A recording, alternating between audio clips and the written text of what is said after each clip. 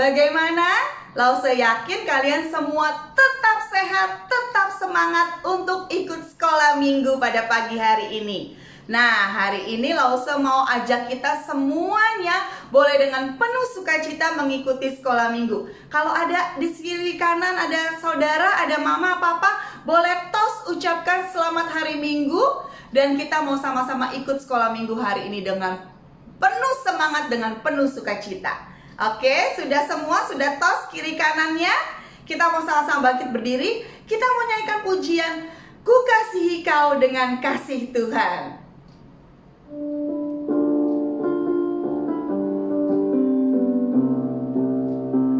Bagaimana aku harus mengatakan perasaan yang ada di hatiku. Oh Tuhanku, tolong aku mengatakan ku kasihi kau dengan kasih Tuhan. Ku kasihi kau dengan kasih Tuhan. Ku kasihi kau dengan kasih Tuhan. Kulihat di wajahmu kemuliaan Raja. Ku kasihi kau dengan kasih Tuhan. Sekali lagi, bagaimana aku harus mengatakan perasaan yang ada di hatiku. Oh Tuhanku, tolong aku mengatakan ku kasihi kau dengan kasih Tuhan. Ku kasihi kau dengan kasih Tuhan. Ku kasihi kau dengan kasih Tuhan. Kulihat di wajahmu kemuliaan Raja. Ku kasihi kau dengan kasih Tuhan. Masih dengan tetap berdiri, mari kita bersatu dalam doa. Tuhan Yesus yang baik, terima kasih karena Engkau yang telah terlebih dahulu mengasihi kami, sehingga kami boleh belajar bagaimana kami mengasihi orang lain. Tuhan Yesus, terima kasih untuk penyertaan yang Tuhan berikan buat kami, sehingga hari ini kami boleh kembali lagi bersekolah minggu. Meskipun masih secara online Tuhan, tapi kami rindu semangat kami, belajar kami akan firman Tuhan, boleh terus Tuhan tambahkan. Kiranya Tuhan menolong kami supaya dalam waktu ke depan ini kami boleh memusatkan hati dan pikiran kami hanya untuk kemuliaan nama-Mu. Di dalam nama Tuhan Yesus kami berdoa dan mengucap syukur. Amin. Nah, adik-adik, Lause berharap kita masih dengan berdiri ya. Karena Lause mau ngajak kita menyanyikan satu pujian yang mengagungkan Allah kita, yang mengatakan bahwa tidak ada satupun Allah seperti Allah kita. Dialah pelindung kita, dialah pertahanan kita, dialah Allah satu-satunya buat kita. Allah mana seperti Allahku?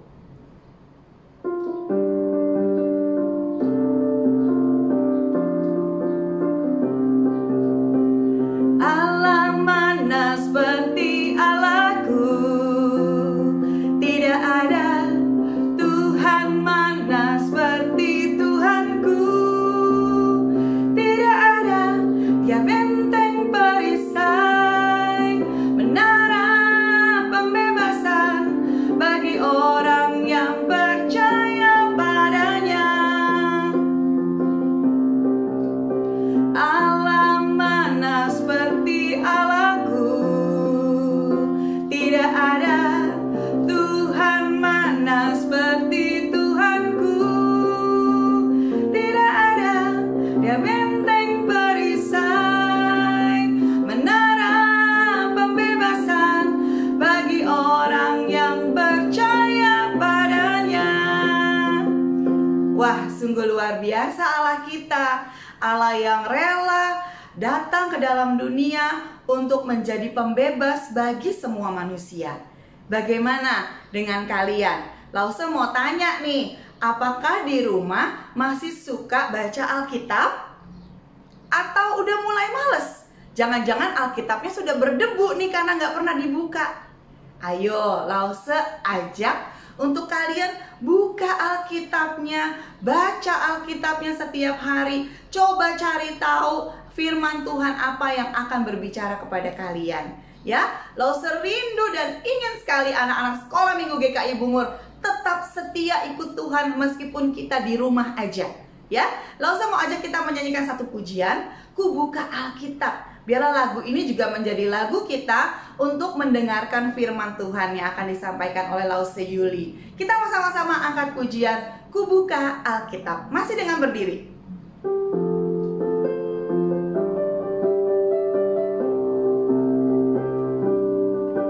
Ku buka Alkitab, lalu ku baca. Srek, srek, srek, srek, srek. Srek, srek, srek, srek, srek. Firman Tuhan ada di hatiku, ada di langkahku, ada di hidupku, dan terus bertumbuh sinari jiwaku. Berbuah, berbuah, berbuah, berbuah, berbuah, berbuah, berbuah, berbuah. Oh. Selamat siang adik-adik, Shalom. Sebelum kita memasuki firman Tuhan, mari kita semua tunduk kepala, lipat tangan, dan kita mau berdoa kepada Tuhan. Bapa yang Maha Kuasa, terima kasih untuk siang hari ini kami semua boleh berkumpul di rumah kami masing-masing, dan kami siap untuk mendengarkan firman Tuhan yang akan disampaikan oleh Lause Yuli. Bapa, pimpin setiap kami untuk boleh mengerti dan memahami setiap firman Tuhan yang akan disampaikan. Dan jadikan kami Bapa pelaku firman Tuhan di dalam kehidupan kami sehari-hari. Dan kiranya setiap firman Tuhan itu boleh mengiringi setiap langkah hidup kami sampai kami besar nanti, bahkan sampai kami tua nanti. Terima kasih Bapa. Semua ini kami naikkan hanya di dalam nama Putra-Mu yang tunggal, Tuhan Yesus Kristus. Haleluya. Amin. Oke. Hari ini Lause akan bercerita, melanjutkan cerita dari minggu-minggu lalu, di mana tentunya kalian sudah mendengar cerita yang cukup panjang mengenai raja-raja di Israel. Dari Raja Saul, kemudian Raja Daud, dan yang terakhir di minggu lalu mengenai Raja Salomo. Nah, seperti yang adik-adik ketahui bahwa waktu zaman pemerintahan Raja Daud itu berhasil menyatukan 12 suku Israel dalam satu kerajaan. Kerajaan yang sangat besar dengan jumlah rakyat yang begitu banyak. Nah, ketika Raja Daud wafat, Raja Daud digantikan oleh anaknya yang bernama Raja Salomo. Nah, Raja Salomo juga waktu awal pemerintahannya memerintah dengan begitu hebat, karena Allah selalu menyertai kehidupan Raja Salomo. Raja Salomo diberikan suatu hikmat, diberikan satu kebijaksanaan yang luar biasa, sehingga dia bisa memerintah kerajaan Israel dengan baik. Tetapi ternyata kita tahu bahwa Raja Salomo ternyata sampai akhir hidupnya tidak seperti ayahnya Raja Daud yang terus menerus taat kepada Tuhan, yang terus menerus mengandalkan Tuhan. Raja Salomo raja yang begitu hebat, yang seperti Lause tadi bilang, raja yang mempunyai kebijaksanaan yang luar biasa. Dia memerintah rakyatnya dengan begitu kasih, dengan memberikan begitu banyak hal-hal yang positif untuk rakyatnya. Nah, berbeda dengan ayahnya Raja Daud, Raja Salomo selama hidupnya tidak melakukan peperangan bangsa-bangsa di sekitar kerajaan Israel. Nah, apa yang dilakukan Raja Salomo untuk menaklukkan bangsa-bangsa di wilayah sekitarnya? Dia tidak berperang, dia tidak mengangkat tombak, dia tidak membawa pasukan yang banyak untuk menyerang bangsa-bangsa lain. Yang dilakukan Raja Salomo adalah dia melakukan diplomasi, sebutannya melakukan perundingan, melakukan diskusi Dia mendatangi setiap bangsa-bangsa asing, negara-negara di wilayah tetangganya itu dengan damai. Kenapa? Satu prinsip Raja Salomo adalah dia tidak mau berperang. Jadi dia melakukan kunjungan damai, diplomasi damai, diskusi dengan raja-raja sekitarnya. Dengan maksud apa? Untuk menaklukkan mereka. Jitu bukan, tidak perlu kekerasan, tapi memakai otak. Nah, ketika Raja Salomo mendatangi dan melakukan diskusi dengan masing-masing bangsa, dia tentunya akan bertemu dengan para raja-raja dari negara-negara atau negeri-negeri yang berbeda. Nah, setiap melakukan kunjungan tersebut, ternyata Salomo ini selalu tertarik dengan putri raja, putri dari setiap kerajaan. Salah satunya adalah putri Raja Mesir. Setiap Salomo melakukan diskusi, melakukan diplomasi damai dengan kerajaan-kerajaan atau bangsa-bangsa sekitar Israel, dia selalu tertarik dengan putri raja. Sehingga Salomo mempunyai lebih dari satu istri. Nah, ketertarikan Raja Salomo ini melebihi ketertarikan dia terhadap Tuhan. Jadi, bisa disebut bahwa Salomo sudah tidak mengandalkan Tuhan lagi. Dia sudah tidak berpusat kepada Tuhan lagi, tapi Salomo berpusat kepada kekuatan dirinya sendiri. Dia merasa dia sebagai raja yang besar, mempunyai begitu banyak kekayaan, mempunyai hikmat yang begitu luar biasa yang dikaruniakan Tuhan, tapi dia menggunakannya tidak dengan sebaik mungkin. Nah, karena apa yang dilakukan Salomo ini lama-kelamaan membuat Tuhan menjadi tidak senang, tidak happy, seperti yang adik-adik ketahui dari Raja Daud yang begitu taat sama Tuhan, sehingga kerajaan pada masa pemerintahan Raja Daud itu begitu diberkati Tuhan. Raja Daud menikmati kemuliaan Tuhan dan punya hikmat Tuhan untuk memerintah rakyatnya. Tetapi ketika Raja Salomo memerintah, waktu awal Raja Salomo memang taat kepada Tuhan. Tetapi sampai akhir hidup Salomo, ketika Salomo menjadi tua, dia sudah tidak berpusat lagi kepada Tuhan. Dia tidak mengandalkan Tuhan lagi. Kenapa? Seperti yang tadi Lause bilang, dia mempunyai banyak istri. Disebutkan di dalam Alkitab, istri Salomo ada 700 orang dari kaum bangsawan. Jadi ada 700 orang, bayangin. 1 atau 2 istri aja saja begitu banyak. Apalagi sekarang 700 istri yang diambil Salomo dari kerajaan-kerajaan asing. Tidak hanya 700 istri, Salomo juga mempunyai 300 gundik. Jadi ada 700 istri dan 300 orang gundik. Nah, apakah Tuhan berkenan terhadap apa yang dilakukan Salomo? Tentu tidak. Nah, dari sini Tuhan melihat Salomo itu bukan seperti Daud. Kenapa? Di Alkitab dikatakan bahwa istri-istri Salomo ini membuat ketertarikan Salomo berpaling dari Tuhan kepada istri-istrinya. Nah, seperti yang adik-adik ketahui, istri-istri Salomo itu dari bangsa-bangsa asing, dari bangsa-bangsa yang tidak mengenal Tuhan. Salah satunya adalah bangsa Mesir, kemudian dari bangsa Moab, Amon, Edom, Sidon, dan Het. Nah, bangsa-bangsa yang disebutkan ini adalah mereka tidak mengenal Tuhan. Mereka tidak menyembah Allah Bapa, Allahnya Israel. Nah, ketika Salomo memiliki istri-istri yang begitu banyak, tentunya dia sangat tergantung kepada para istri-istrinya tersebut. Nah, istri-istrinya tersebut ternyata melakukan penyembahan berhala. Mereka menyembah kepada dewa-dewa, menyembah kepada Allah-Allah lain yang bukan kepada Allah Bapa. Bayangkan, Salomo yang sudah tua renta, tidak berdaya, lemah, dia harus bergantung kepada istrinya dan mau tidak mau harus mengikuti apa yang dilakukan istrinya, yaitu menyembah berhala. Istrinya tahu bahwa Salomo adalah orang yang taat dulunya, tetapi karena keadaan sudah berubah, kondisi fisik sudah berubah, Mau tidak mau Salomo harus turut apa yang dilakukan istrinya, yaitu menyembah Allah-Allah lain. Allah Bapa senang? Allah Bapa happy? Enggak. Allah Bapa malah sedih, bahkan murka.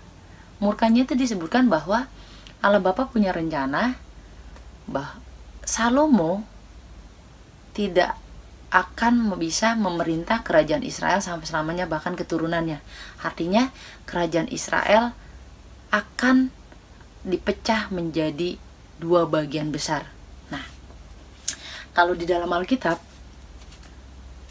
Allah berencana bahwa kerajaan Israel yang saat ini diperintah oleh Salomo akan dipecah menjadi 2 kerajaan besar, yaitu kerajaan bagian utara dan kerajaan bagian selatan. Nah, kisahnya seperti apa? Kita dengar sekali lagi ya. Karena Salomo sudah menyimpang kepada Allah, Allah juga nggak happy, Allah sangat marah atas apa yang dilakukan Salomo kepadanya. Kemudian Allah punya rencana bahwa pemerintahan Raja Salomo tidak akan digantikan oleh orang lain. Siapakah orang lain itu? Nah, kita lihat. Ternyata sebelum Salomo meninggal dunia, muncullah lawan-lawan Salomo atau musuhnya Salomo, musuh Raja Salomo. Yang ternyata musuh Raja Salomo itu adalah orang-orang dekat Salomo juga. Yang pertama itu adalah Hadad, orang Edom. Kemudian Rezon bin Eliada. Dan yang ketiga musuh Salomo disebutkan adalah Yerobeam bin Nebat. Nah, nama orang yang ketiga yang lo sebutkan ini yaitu Yerobeam bin Nebat adalah pegawainya Raja Salomo sendiri. Artinya Yerobeam ini bekerja di istana Raja Salomo, sehari-hari mengurusi kebutuhan Raja Salomo. Artinya dia udah mengenal sangat baik Raja Salomo. Tapi kenapa dia bisa menjadi musuh dalam selimut Raja Salomo? Nah, ternyata di dalam Alkitab itu disebutkan bahwa ada satu proyek pembangunan di kota Milo, di mana Raja Salomo ini menutup tembusan tembok Daud. Sebutannya tembok Daud. Nah, di sini si Yerobeam ini sebagai pegawainya Raja Salomo tidak setuju apa yang dilakukan oleh Raja Salomo. Dia menentang keras penutupan tembusan tersebut. Nah, karena pertentangan ini membuat Raja Salomo juga tidak suka terhadap Yerobeam. Kenapa? Pegawainya sendiri malah tidak setuju apa yang dilakukan oleh Raja Salomo. Nah, dari kejadian ini membuat Yerobeam kesal, dan Raja Salomo pun tidak senang terhadap Yerobeam meskipun dia adalah pegawainya. Nah, di sisi lain, seperti yang adik-adik ketahui, Israel terdiri dari 12 suku. Kerajaan Israel terdiri dari 12 suku. Nah, Yerobeam ini meskipun sebagai pegawainya ya Salomo, dia mempunyai pengaruh yang cukup kuat, yang cukup besar atas suku-suku di bagian utara. Ingat, atas suku-suku di bagian utara. Dia cukup disegani oleh rakyat oleh suku-suku di bagian utara, yaitu 10 suku Israel. Nah, atas dasar ini yang membuat konflik ini terjadi, membuat Yerobeam merasa dia tidak sepaham dengan Raja Salomo. Dia harus melakukan sesuatu. Artinya apa? Dia harus memberontak. Tidak senang dengan yang dilakukan oleh Raja Salomo. Karena Raja Salomo waktu memerintah bagian utara Israel dan bagian selatan itu melakukan sesuatu yang tidak adil, di mana untuk suku-suku yang berada di bagian utara kerajaan Israel itu diberikan suatu pajak upah yang harus dibayar lebih mahal dibandingkan suku-suku di wilayah selatan. Adik-adik tahu kan pajak? Jadi kalau adik-adik contoh, pajak itu misalnya kalian lewat jalan tol, itu bayar kan? Nah, itu untuk pembangunan jalan tol, pembangunan jalan itu dibayar. Kemudian adik-adik memakai listrik, ya kan? Nah, itu ada pajaknya juga. Jadi segala apapun yang digunakan oleh rakyatnya, kemudian tanggungan beban kerja keras yang harus dilakukan oleh 10 suku Israel di bagian utara itu juga cukup berat dibandingkan untuk suku-suku di wilayah selatan. Nah, hal-hal inilah yang membuat Yerobeam itu makin tidak suka terhadap Raja Salomo, membuat pertikaian di dalam hatinya. Dia harus melakukan sesuatu untuk melakukan pemberontakan terhadap rajanya sendiri. Ingat, Yerobeam adalah pegawai raja dan dia melakukan pemberontakan terhadap raja. Nah, suatu hari Yerobeam bertemu dengan seorang nabi, yaitu Nabi Ahia. Adik-adik tahu kan, nabi adalah tugasnya membawa pesan dari Tuhan Allah. Dia membawa berita yang harus disampaikan. Nah, suatu hari ketika Yerobeam bertemu dengan Nabi Ahia di perjalanan, Nabi Ahia berkata bahwa ada nubuatan dari Tuhan bahwa kerajaan Israel akan pecah menjadi dua. Nabi Ahia saat itu menggunakan sebuah kain baru. Dalam perjalanan bercakap-cakap dengan Yerobeam, Nabi Ahia mengoyakkan kain baru tersebut menjadi 12 bagian. Kemudian Nabi Ahia berkata, Yerobeam, kamu ambil 10 helai kain yang sudah saya sobek menjadi milikmu, dan sisanya buat saya. Apa maksudnya?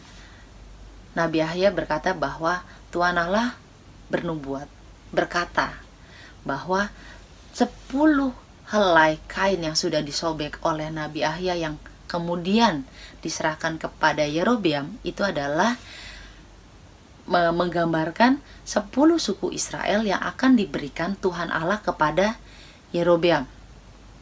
Nah, 2 suku lagi akan tetap dipegang oleh keturunan dari Raja Salomo, karena Allah tetap memberikan janji kepada keturunan Daud, yaitu Raja Salomo dan juga anaknya nanti, untuk tetap memerintah di Israel. Nah, kemudian ketika Yerobeam mendapatkan berita seperti itu, apa yang dialaminya, apa yang dilakukannya?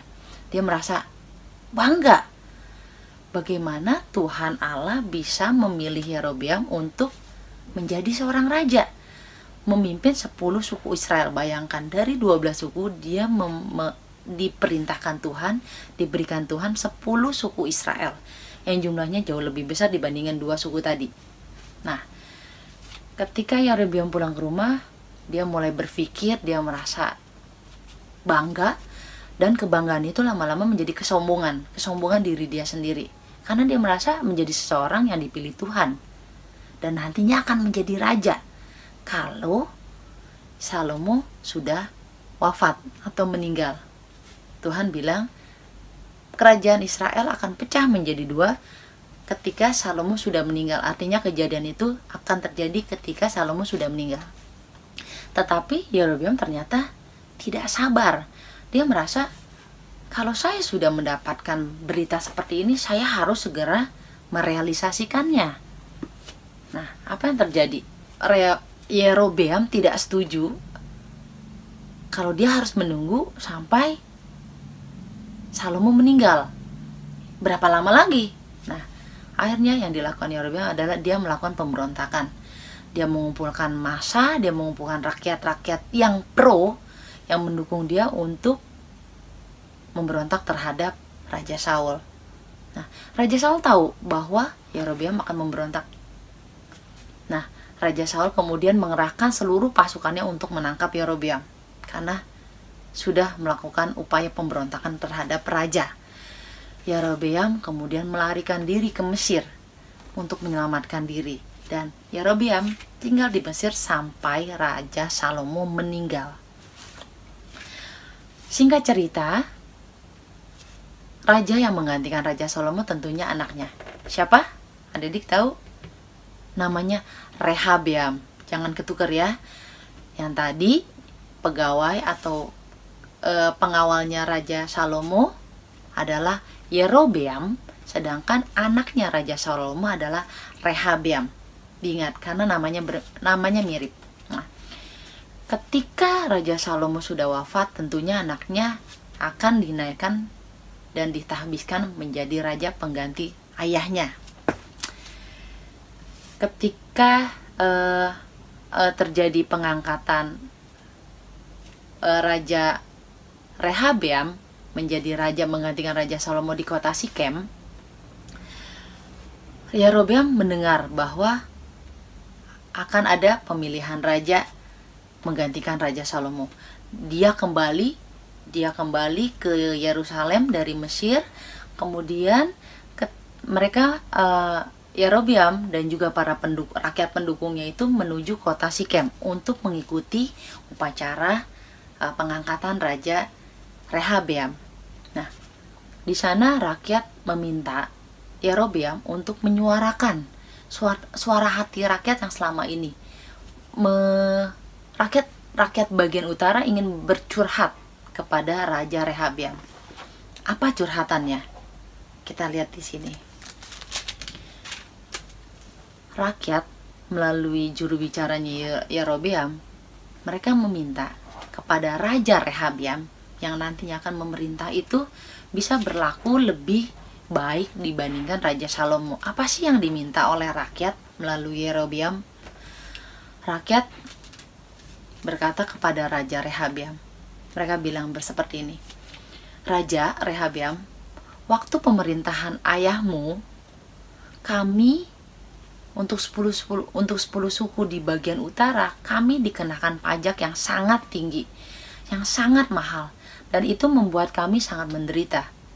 Kami harus mengumpulkan uang untuk membayar pajak, kami harus bekerja lebih keras, bekerja lebih dahsyat untuk mengumpulkan uang dan membayar pajak yang ditetapkan oleh Raja Salomo waktu dia masih hidup. Nah, ketika sekarang Raja Rehabeam yang memerintah, kami mohon agar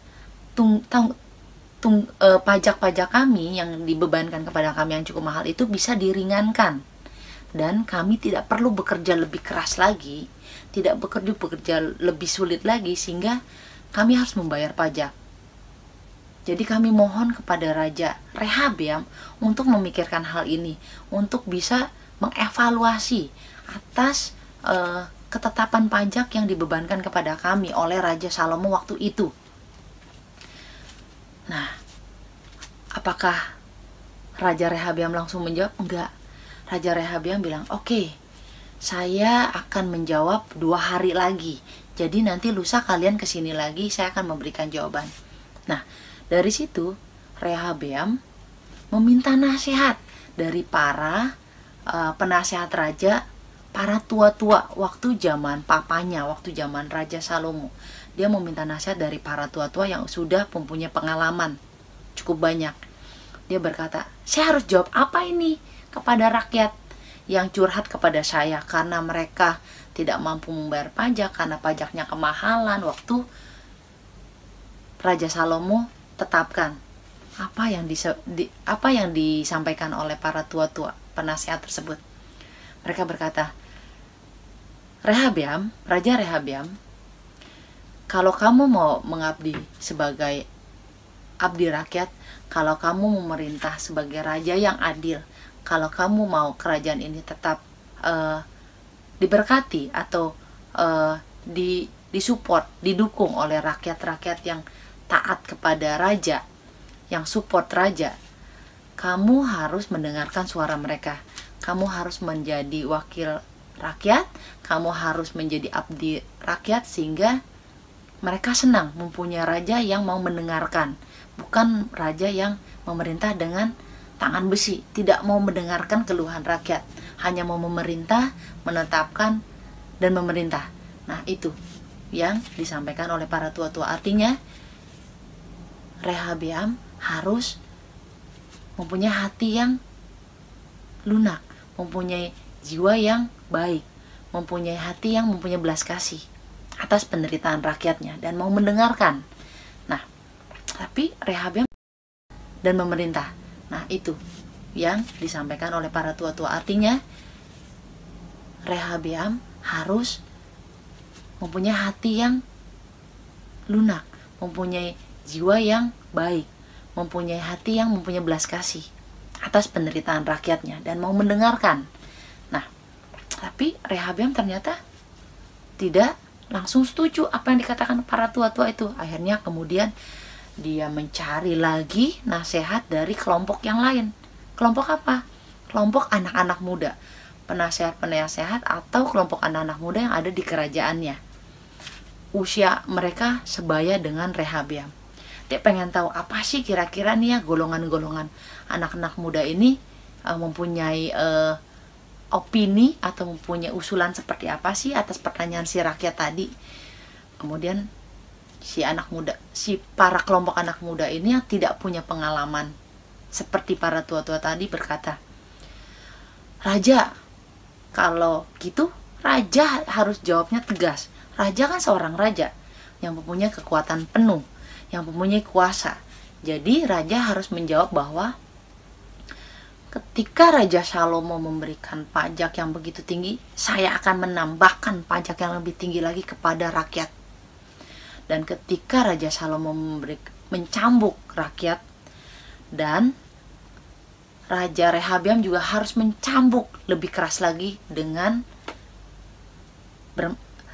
duri, dengan cambuk duri. Artinya bahwa apa yang sudah dilakukan Salomo tidak harus ditambahkan lagi, lebih besar, dan lebih dahsyat, artinya lebih kejam lagi. Itu yang disarankan oleh para anak muda. Nah, 2 hari kemudian, para rakyat dengan perwakilannya atau orang yang diwakilkan yaitu Yerobeam datang lagi ke Rehabeam. Ingat, Yerobeam datang lagi ke Rehabeam untuk menanyakan jawabannya 2 hari lalu. Apa yang dikatakan Rehabeam? Apakah dia mengikuti usulan dari para tua-tua atau dari golongan muda? Ternyata Rehabeam mengikuti petunjuk dari golongan muda, yang mana adalah dia tidak mau meringankan beban pajak yang dialami oleh rakyatnya, tapi menambahkan pajak yang lebih tinggi. Itu yang pertama. Yang kedua, ketika Raja Salomo memberikan cambukan kepada rakyat-rakyat tersebut, Raja Rehabeam memberikan cambukan yang lebih dahsyat lagi dengan cambukan berduri. Artinya berduri, yang mana kalau cambukan itu diberikan kepada rakyat yang tidak bisa membayar pajak, cambukan itu akan merontokkan kulit-kulit rakyat yang dicambuk. Nah, itu kekejaman dari Raja Rehabeam. Apa reaksi rakyat dan apa reaksi Yerobeam? Rakyat menjadi marah, rakyat tidak senang kepada Rehabeam karena rakyat merasa, loh, sama aja, Rehabeam itu bukan seorang raja yang arif, bukan raja yang bijaksana, bahkan lebih parah, lebih kejam dibandingkan Salomo. Nah, akhirnya mereka memilih tidak mau mengakui Rehabeam sebagai raja. Mereka malah memilih Yerobeam untuk menjadi raja mereka. Sehingga pecahlah 12 suku yang tadi dinubuatkan oleh Nabi Ahia. Ingat, 10 suku yang ada di utara, mereka pro kepada Yerobeam, sehingga Yerobeam diangkat menjadi raja untuk memimpin 10 suku di bagian utara. 10 suku di bagian utara itu mendirikan kerajaan yang bernama Kerajaan Israel. Ingatin, di bagian utara terdiri dari 10 suku adalah Kerajaan Israel dipimpin oleh Raja Yerobeam. Nah, sedangkan sisa 2 suku lagi adalah suku di bagian selatan. Itu disebut dengan suku Yehuda dan dipimpin oleh Rehabeam, ya. Jadi ingat, anaknya Salomo hanya kebagian 2 suku dan memerintah di bagian selatan, yaitu Kerajaan Yehuda. Sedangkan pegawai Raja Salomo, yaitu Yerobeam, akhirnya dipilih menjadi raja memimpin Kerajaan Israel di bagian utara. Karena sudah terjadi perselisihan antara kedua kerajaan ini, mereka bentrok dan mereka saling mensiasati untuk melakukan peperangan.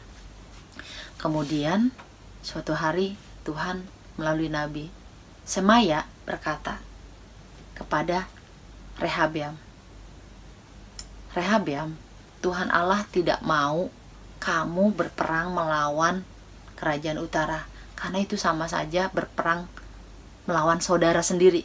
Ingat ya, 12 suku itu adalah saudara. Jadi ketika Rehabeam memerintahkan mau berperang kepada rakyat di bagian utara, itu sama saja dengan berperang dengan saudara sendiri. Tuhan Allah tidak menghendaki hal itu. Nah, apa reaksi Rehabeam? Dia turut. 1 poin plus, Rehabeam ternyata turut dan tunduk apa yang dikatakan Tuhan Allah melalui Nabi Semaya. Ini poin plus, bahwa masih ada tersimpan ketaatan di dalam hati Rehabeam, meskipun kemarin dia sudah melakukan kesombongan karena dia merasa dia anak raja Salomo dan dia memerintah, rakyat harus mendengarkan apa yang diperintahkan oleh Rehabeam. Tapi ada sisi baiknya ketika Rehabeam mau mendengarkan suara Tuhan melalui Nabi Semaya. Nah, kemudian setelah pecahnya kerajaan bagian utara dan kerajaan bagian selatan masing-masing, kita melihat dari Yerobeam. Seperti yang adik-adik ketahui bahwa waktu zamannya Daud, pusat keagamaan, pusat perayaan orang Israel, suku-suku di Israel itu berpusat di Yerusalem, di Bait Allah. Mereka melakukan upacara keagamaan, mereka melakukan perayaan pasti di Yerusalem. Nah, Yerusalem itu terletak di bagian selatan, di kerajaan Yehuda yang dipimpin oleh Rehabeam. Nah, ya kan? Yerobeam sebagai raja di kerajaan Israel Utara, dia berpikir kalau 10 suku yang di bagian utara itu harus ke Yerusalem untuk melakukan upacara keagamaan, untuk menyembah Allah, untuk datang ke Bait Allah, itu sesuatu yang sangat mengancam kondisi dia sebagai raja. Kenapa? Suku-suku di bagian utara, 10 suku tersebut, mereka kalau setiap saat ke Yerusalem untuk melakukan upacara keagamaan, tentunya lama-lama mereka akan berpindah dan akan berpihak kepada Raja Rehabeam. Ini yang sangat ditakuti dan dikhawatirkan oleh Raja Yerobeam. Dia khawatir rakyatnya akan berpindah kerajaan dan pro kepada kerajaannya selatan, sedangkan dia sendiri di utara akan ditinggalkan. Nah, kekhawatiran ini yang terus menumpuk di dalam pikirannya membuat dia harus berpikir keras gimana caranya rakyatnya tetap tidak berpindah dan tetap patuh kepada perintah Yerobeam. Nah, di sini kita melihat Yerobeam tidak mengandalkan Tuhan, dia tidak berdoa kepada Tuhan, tidak meminta saran dari Yerobeam. Nah, di sini kita melihat Yerobeam tidak mengandalkan Tuhan, dia tidak berdoa kepada Tuhan, tidak meminta saran dari Tuhan apa yang harus dilakukan, tapi dia mengandalkan kekuatannya sendiri. Dia mengandalkan otaknya sendiri sebagai raja, dan dia merasa dia mampu memimpin rakyatnya dan dia mempunyai suatu siasat, suatu ide. Apa yang dilakukannya? Yang dilakukannya adalah dia teringat waktu dia melarikan diri dari kejaran Raja Salomo. Ingat waktu pemberontakan, dia lari ke Mesir, dan di Mesir dia melihat kehidupan rakyat Mesir yang menyembah kepada dewa-dewa, allah-allah lain.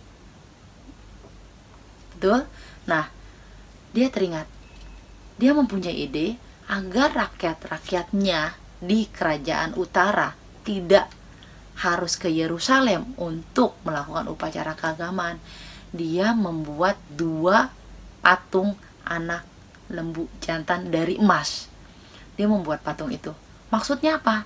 Dengan dia membuat patung itu, rakyat-rakyatnya tidak perlu ke Yerusalem untuk menyembah Tuhan Allah, tapi melakukan penyembahan melalui patung yang sudah dibuat.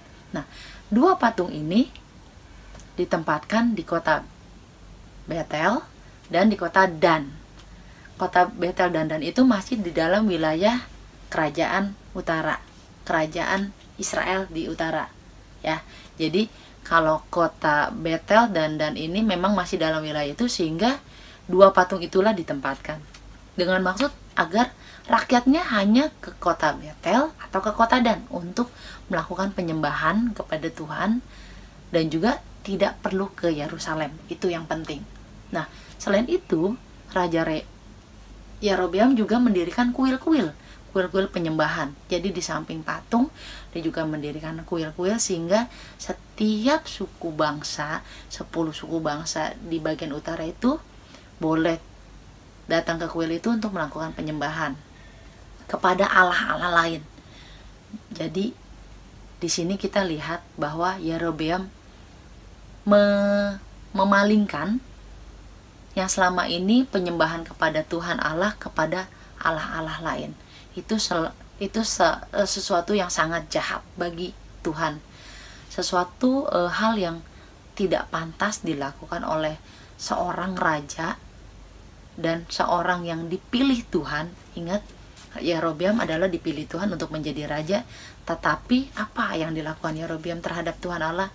Dia tidak meminta rakyat untuk menyembah Allah Bapa, tetapi malah membuat saingan Allah Bapa itu berupa allah-allah lain untuk disembah oleh 10 suku Israel. Nah, hal ini sangat mendukakan dan membuat Allah Bapa sangat marah kepada Yerobeam. Nah, kemudian selain itu, selain membuat patung dan juga membuat kuil-kuil, Yerobeam juga menetapkan hari-hari keagamaan itu berdasarkan perintah dia. Jadi tidak berdasarkan hukum yang sudah ditetapkan waktu zaman Raja Daud. Menetapkan hari-hari raya keagamaannya sendiri, dan juga memilih memilih imam-imam yang memimpin ibadah itu dari golongan biasa, golongan rakyat biasa. Seperti yang adik-adik ketahui, ingat waktu zaman Musa, imam-imam yang memimpin upacara keagamaan harus dipilih dari suku Lewi, betul. Nah, Yerobeam tidak memilih untuk orang-orang yang menjadi imam-imam ini dari suku Lewi, tapi dia memilih dari rakyat biasa, suku bebas di luar suku Lewi. Itu yang sesuatu dosa besar yang dilakukan oleh Yerobeam. Selain membuat patung, membuat kuil-kuil, menetapkan hari-hari keagamaannya sendiri, plus memilih orang-orang biasa untuk menjadi imam-imam memimpin ibadah. Itu adalah dosa-dosa yang dilakukan oleh Yerobeam. Dan ini sangat mendukakan hati Tuhan. Tuhan marah atas apa yang dilakukan oleh Yerobeam. Nah, adik-adik, di sini bisa kita lihat ketika Raja Daud memerintah kerajaan Israel yang masih terdiri dari 12 suku, Raja Daud selalu taat kepada Tuhan.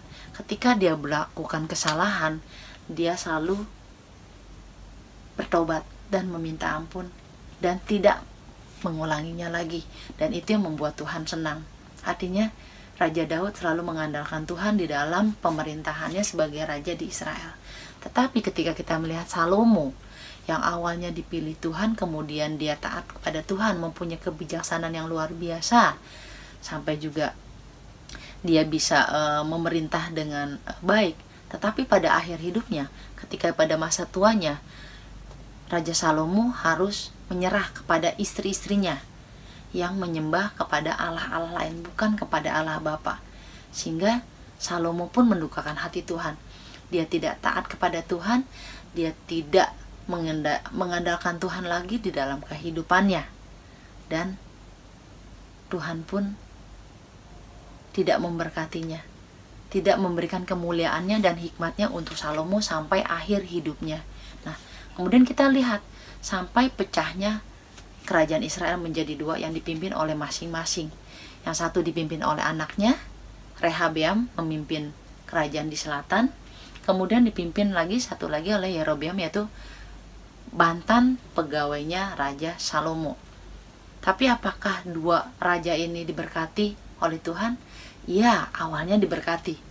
Karena Tuhan berkata kepada Yerobeam, jika Yerobeam mengikuti perintah Tuhan, jika Yerobeam dengar-dengaran kepada Tuhan dan mau mengikuti jalannya Tuhan, tidak menyimpang ke kiri ataupun ke kanan, maka Yerobeam dan keluarganya akan diberkati. Begitu juga kerajaannya. Tetapi apa yang terjadi? Yerobeam tidak melakukan seperti apa yang Tuhan inginkan, yang Tuhan perintahkan. Tuhan, jika Yerobeam dengar-dengaran kepada Tuhan dan mau mengikuti jalannya Tuhan, tidak menyimpang ke kiri ataupun ke kanan, maka Yerobeam dan keluarganya akan diberkati. Begitu juga kerajaannya. Tetapi apa yang terjadi? Yerobeam tidak melakukan seperti apa yang Tuhan inginkan, yang Tuhan perintahkan. Yerobeam dengan kesombongannya, dengan kekuatannya sendiri, dengan mengandalkan pikirannya sendiri, dia merasa mampu untuk memimpin kerajaan, yang pada akhirnya tetap mendugakan hati Tuhan. Pada akhirnya tetap mengecewakan Tuhan dan membuat Tuhan marah atas apa yang dilakukan Yerobeam. Kemudian apa yang terjadi dengan Rehabeam? Sama. Rehabeam pun Rasul juga berpikir dia akan seperti Raja Salomo yang awalnya taat kepada Tuhan. Ternyata Rehabeam artinya dia juga tidak mengandalkan Tuhan. Dia memilih sesuatu yang mendugakan hati Tuhan. Dia dengan kekuatannya sendiri, dia merasa dia mampu, dia menjadi sombong, sehingga dia menindas rakyatnya, tidak mendengarkan suara rakyatnya, dan dia merasa raja itu adalah seseorang yang harus ditakuti. Raja itu adalah seseorang yang harus dihormati dan tidak boleh dikalahkan oleh rakyatnya. Nah, ini yang membuat Rehabeam pun tidak menjadi seseorang yang pantas untuk diselamatkan oleh Tuhan. Artinya baik Yerobeam maupun Rehabeam pada masa pemerintahannya pun tidak mendapatkan kemuliaan dari Tuhan, tidak mendapatkan hikmat dari Tuhan karena mereka tidak berpegang kepada perintah Tuhan. Begitu juga dengan kita, ya adik-adik ya. Jadi ketika kita dalam hidup kita hanya mengandalkan sesuatu yang jadi fokus kita dan bukan kepada Allah, itu adalah sesuatu pemberontakan. Itu adalah sesuatu yang mendukakan hati Allah, mendukakan hati Tuhan. Pada akhirnya kerajaan bagian utara diizinkan Tuhan untuk dikalahkan oleh bangsa Asyur, dan rakyat-rakyat di bagian utara pun menjadi tawanan bangsa Asyur. Kejadian itu terjadi pada tahun 721 sebelum Masehi. Sedangkan kerajaan selatan yang dipimpin oleh Rehabeam pun harus terpaksa dikalahkan oleh bangsa Babel, dan rakyatnya dan seluruh anggota kerajaannya itu harus menjadi tawanan bangsa Babel. Kejadian itu terjadi pada tahun 587 sebelum Masehi. Apa yang terjadi, adik-adik? Ketika kita tidak mengandalkan Tuhan, ketika kita tidak berpegang kepada rencana Tuhan, hidup pasti tidak diberkati. Hidup kita tidak bisa menikmati kemuliaan Tuhan, dan Tuhan pun tidak bisa menjamah kita, memberikan kemuliaannya kepada kita karena kita menolak. Nah, ini juga terjadi pada kita hari ini sebagai anak Tuhan, bahwa ketika seperti saat ini pada masa pandemi, fokus kita bukan Tuhan. Artinya setiap hari adik-adik di rumah, komunikasi teman melalui online, melalui handphone, melalui gadget, ya kan? Nah, ketika gadget, handphone, dan segala hal, TV, mungkin video atau games itu menjadi sesuatu fokus kita, fokus adik-adik semua selama masa pandemi, itu adalah sesuatu yang tidak diperkenankan Tuhan. Itu adalah sesuatu berhala. Artinya itu adalah Allah lain dalam bentuk gadget, games, handphone, dan segala macam itu sesuatu yang mendukakan hati Tuhan. Tuhan tidak suka atas hal-hal yang tidak menjadi fokus adik-adik untuk tetap setia kepada Tuhan. Jadi langsung berharap adik-adik semua, meskipun usia kalian masih dini, tapi langsung mengajak kita semua, adik-adik semua, untuk mau dengar-dengaran kepada Tuhan. Ketika kita berbuat salah, ketika kita melakukan hal-hal yang tidak menyenangkan hati Tuhan, kita langsung bertobat dan meminta ampun dan berjanji untuk tidak mengulangi lagi. Nah, itu yang Tuhan mau, agar kita menjadi anak-anak Tuhan yang selalu boleh menyenangkan hati Tuhan, sampai akhirnya nanti kita boleh layak masuk ke dalam rumah Tuhan di surga nanti. Oke? Nah, sekian cerita hari ini. Sebelum kita akhiri, Lase mau memberikan catatan. Judul cerita hari ini mengenai Yerobeam dijanjikan sebuah kerajaan. Bahan cerita dari 1 Raja-Raja 11 ayat 26 sampai 43, kemudian ayat 12 1 sampai 20, kemudian Raja-Raja 13 1 sampai 10, dan ayat 33 sampai 34. Untuk detailnya akan ada di layar kaca adik-adik semua. Jadi Lase berharap dari kisah ini kita mau lebih lagi untuk bertekad menjadi anak Tuhan yang lebih baik hari demi hari, sehingga kita boleh diberkati dan juga kita boleh memberkati orang lain. Oke, mari kita berdoa. Allah Bapa yang berada di dalam surga, terima kasih untuk firman Tuhan yang boleh disampaikan pada siang hari ini. Bapa, melalui kisah Yerobeam, Rehabeam, dan juga Raja Salomo, kami boleh diajarkan bagaimana kami harus taat dan dengar-dengaran kepada Tuhan di dalam kehidupan kami, di dalam begitu banyak godaan yang ditawarkan oleh iblis, oleh roh-roh jahat, sehingga sering memalingkan perhatian kami kepada Allah Bapa, tetapi kepada Allah-Allah lain. Dan kami mau berjanji dan kami meminta pertolongan dari Bapa untuk selalu menyertai hidup kami dari hari ini sampai kami tua nanti, sehingga apa yang kami lakukan, apa yang kami kerjakan boleh berkenan kepada Bapa. Terima kasih Bapa untuk firman-Mu pada siang hari ini. Kami berdoa dan mengucap syukur. Haleluya. Amin. Oke, sampai jumpa minggu depan. Shalom. Nah, adik-adik semua, bagaimana firman Tuhannya? Sungguh pasti firman Tuhannya menguatkan hati kalian. Nah, pada hari ini kita juga mau mempersiapkan hati kita untuk memberikan persembahan. Mari, buat yang belum bisa transfer, bisa meminta tolong kepada papa dan mamanya untuk membantu mentransfer persembahan kita ke rekening gereja, sehingga persembahan kita boleh dipakai Tuhan untuk pelayanan bagi kemuliaan namanya.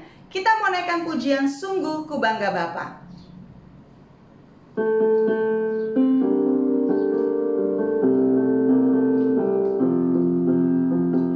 Sungguh ku bangga Bapa, punya Allah seperti Engkau. Sungguh ku bangga Yesus atas segala pengorbananmu. Tak ingin aku hidup lepas dari kasih-Mu. Kasih-Mu menyelamatkan dan beriku pengharapan. Kini ku persembahkan apa yang aku miliki. Memang tiada berarti bila dibanding dengan kasih-Mu. Namun ku ingin memberi dengan sukacita di hati, karena ku tahu itu menyenangkan hati-Mu. Mari kita sama-sama berdiri, kita mau berdoa. Lipat tangannya, tutup matanya, kita berdoa. Tuhan Yesus, terima kasih kalau kami sudah mendengarkan firman Tuhan. Dan pada saat ini Tuhan, kami juga membawa persembahan kami ke dalam tangan Tuhan. Kiranya Tuhan yang boleh pakai persembahan kami menjadi alat bagi pekerjaan Tuhan di gereja kami. Tolong setiap kami anak-anak-Mu Tuhan, untuk kami juga boleh terus belajar ikut Tuhan sepanjang hari, sepanjang waktu, sampai selama-lamanya kami ikut Tuhan. Terima kasih Bapa, hanya di dalam nama Tuhan Yesus kami berdoa. Amin. Nah, adik-adik, sekarang tiba waktunya untuk kita berpisah. Meskipun sekolah minggu kita sudah berakhir, tapi kiranya kasih karunia Tuhan akan terus menyertai adik-adik sepanjang minggu ini. Dan jangan lupa, minggu depan masih ikut sekolah minggu dan dengan tetap terus semangat mengikut Tuhan. Jangan lupa juga untuk mengumpulkan catatan kalian yang tadi sudah disampaikan oleh Lause Yuli ke lause-lause kelas kalian. Kita mau akhiri, kita sama-sama bangkit berdiri, kita mau nyanyikan Bapa Terima Kasih.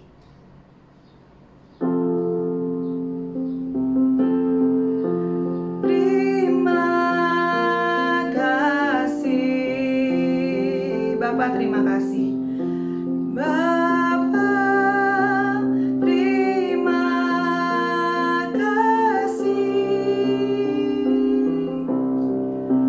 Bapa di dalam surga, puji terima kasih.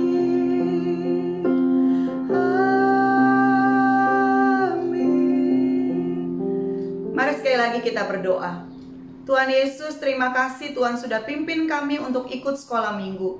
Tuhan, kiranya Tuhan yang boleh menolong kami, memimpin kami menjalani hari-hari kami sebagai anak-anak Tuhan yang baik.